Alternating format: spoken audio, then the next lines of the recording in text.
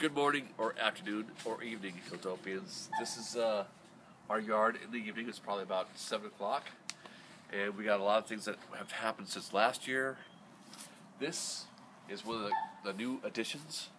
It's Bergsmansia, or trumpet flower. Obviously, it's in a pot. We have what we did this year. A lot of the things we did this year was we brought a lot of the potted plants out. In fact, indoor plants are one of the things that we've done this year that are interesting, I think. So, here's another Bergsmansia, variegated Bergsmansia, which is interesting. It's not flowered yet like that, but I mean, you can imagine.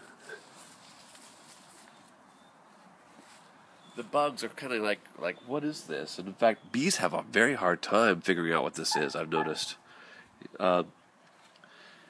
This is the land of the giants. Claudette Cardoon is actually still alive, thankfully.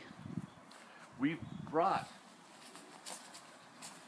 all our, almost all our indoor plants outside. So if you have indoor plants like these palms, which actually clean indoor air very well, and this philodendron, which is also an indoor plant up here, bring them outside during the summer because they love it. Another palm, those are great. A couple of things. It's been really a weird year this year because it's been so hot so early.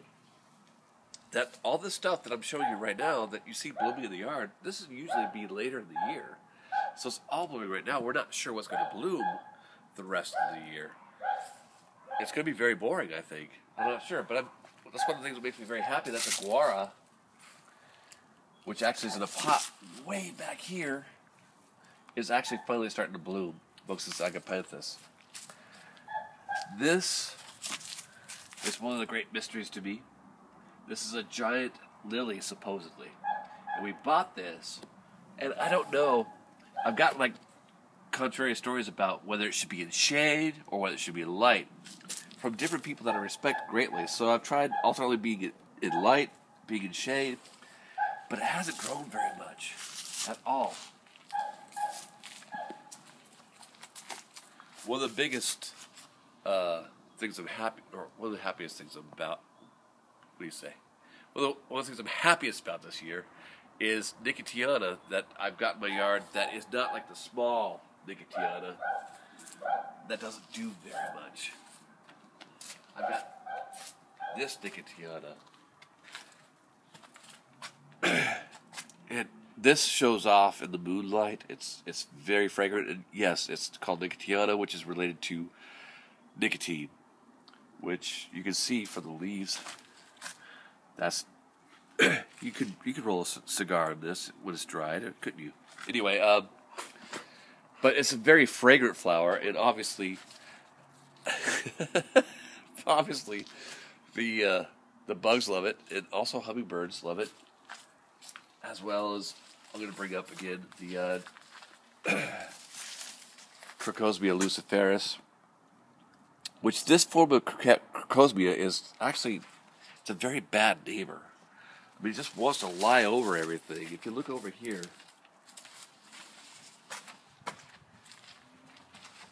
you can see that it just wants to fall over. And that's not just because of the heat, it's just because of the way it grows. It just grows and it falls over, and it's tall and it's magnificent, but it's not a good neighbor. So there are other forms of, not Nicotiana, but Crocosmia, that will grow lower to the ground, be just as beautiful, be just as tropical, but be a better neighbor. So from last year, if you look over here, everything's changed quite a bit. We've got this nice little pathway that obviously is the wrong way to do everything. I mean, you like niceness or you don't like a jungle. This is not your yard. We like a jungle, evidently. And so we have this cucumber here. Sorry, am I too talky? No, grabby. I'm too grabby. Okay. I shouldn't grab the plants, my daughter says, or Camera Girl says. Thanks. But I do wonder sometimes, because this is our tropical garden, so we want a big leaf. And so we got the zucchini here, which I can't think it's got to be related to the guttera, which is something I would love to have in my yard. It's got these big, huge leaves. It's got these big, spiky stems. It's got the flower that grows from the bottom, which is totally guttera-like, although the guttera flower is not at all like this. So, but it grows wonderful fruits, which we love, or vegetables, which we love, and we've been grilling all year long. This is also a nice little find that is different this year from last year.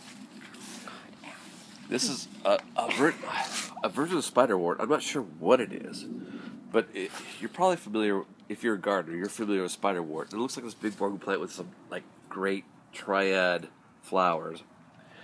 And this doesn't do that much flowering-wise, but as far as foliage, it's really amazing.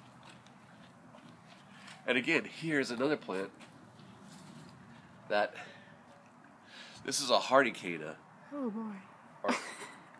Now you like canas. I mean, I'm sure if you've seen a cana before, you love it. It looks very tropical. It's got these big banana leaves, and usually it has these like big, huge, gorgeous, claret-colored flowers of whatever color you want. This, however, does not flower that way. It flowers in a more humble way, to say it. It's got these like little purple flowers. And it's really tall, which is amazing. This here will be your normal cana. This will grow up, and it'll have, if we have long enough season this year, a big, beautiful flower. But it got trashed by a raccoon earlier. So this was actually growing earlier this year, and then a raccoon got in here and killed a whole bunch of stuff, including my taro plant, which this is some of the leftovers here. So this is basically coming back from being battered alive and killed. We'll see how that goes. I've gone fern crazy this year. So I've got like all sorts of weird ferns. I got this hacksaw fern, a coarse sword fern. I believe this is a holly fern. I'm not sure. And I decided like one thing to make it like a tropical garden, you have to have a lot of ferns. And that's something we're very familiar with in the United States, especially up here in the Northwest. This is a royal fern, and supposedly this, if I give it enough moisture, will grow to be a big plant. So far, not so good. However, the Joe Pye weed that's here, that I transplanted from over there, if you remember last year, this Joe Pye weed was over there, blocking everything over here. And I transplanted bits of it over here and over there. It's going to have that big frothy flower. And it's going to be pretty impressive when it gets done. One of the things I love about tropical gardens is that you can make a garden tropical with so many simple things. Like this is a begonia. Just like, manhandle it. Why not? Plants actually like to be touched. Actually, they do. They love it. Dad. Watch me. Just break that off, okay? No. But, like I said, again, bring your indoor plants outside. This is a plant that you'd see growing down in Costa Rica, only 20 feet taller than it is. Up here, you grab it. Home Depot has it like in this little indoor garden area, and it adds a nice little accent there. This is butterfly bush, which I might have talked about last year, and there are no butterflies here now, but it's gorgeous. You've seen this about 10 years ago, 15 years, 20 years ago. You've seen this growing out of buildings, on the side of buildings in downtown Tacoma, all those ruins of Tacoma way back when. This was the thing that was growing out of it. It's, I think, a noxious weed now. They call it a noxious weed, but butterflies love it, so I guess I love it too. But again, I'll say on this. Again, bring your indoor plants outside during the summer. Why not? They enjoy it. This thing is loving this. It's in the shade of this bamboo tree, and it's loving everything. It's very happy. So bring them out. Let them be happy. I think the next hilltopian, I said this before, we're going to have Cisco Morris down here. I can't wait for you to see him, honestly. It'll be great. It'll be wonderful. Love you. See you, hilltopians. That was probably awful. God.